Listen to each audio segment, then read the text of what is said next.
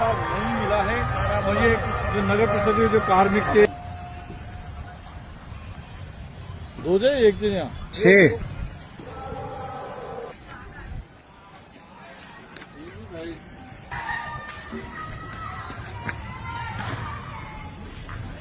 और कुछ दूसरी प्रजाति के भी पेड़ है जिन्हें काट दिया गया है। और यहाँ पर लोग जो है बड़ी संख्या में ऑक्सीजन लेते आते हैं।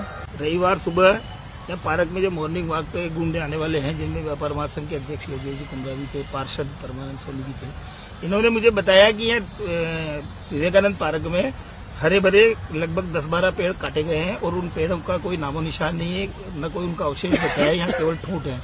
तो मैं यहाँ पर आया मौके पर, मैंने सब टूटे हुए पेड़ों को देखा और उनके फोटो भी लिए और उसके बाद मैंने तुरंत वो फोटो जिला कलेक्टर साहब को व्हाट्सएप किए और उनसे कहा कि भाई इनके खिलाफ कार्रवाई की जाए जिसने भी ये पेड़ कटवाए हैं, या फिर कारण बताया जाए कि इन पेड़ों को कटवाने का कारण क्या था या किसी विकास कार्य में बाधा आ रहे थे।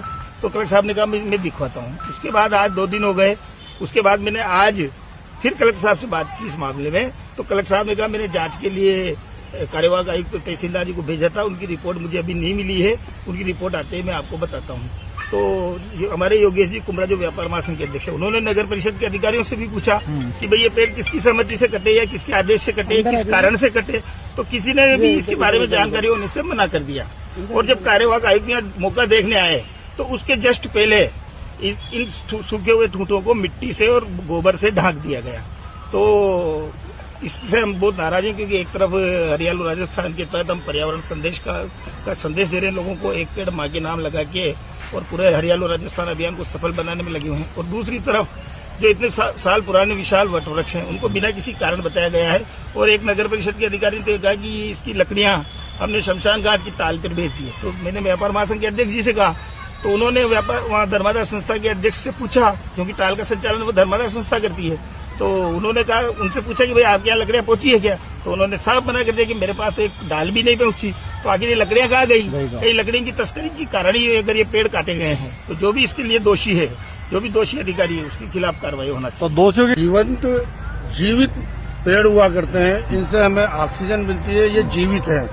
जीवित की हत्या करना मैं तो ये कहता हूँ 302 हत्या का मुकदमा दर्ज होना चाहिए।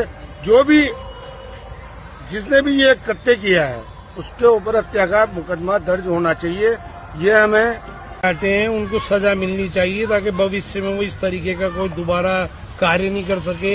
एक पेड़ लगाने में हमेशा 20-20 साल लग जाते हैं। पर्यावरण का संरक्षण करना सभी लोगों की जिम्मेदारी है। इस पूरे घटनाक्रम को राजनीतिक दृष्टि से दूर रखा जाना चाहिए और इसमें यहाँ पर जो भी पेड़ कटे गए उनकी सीसीटीवी फुटेज चेक की जानी चाहिए, चाहे अधिकारी हो या कोई भी कर्मचारी हो। उनके पर्यावरण संरक्षण नियम के तहत मुकदमा दर्ज होना चाहिए, कड़ी से कड़ी कार्रवाई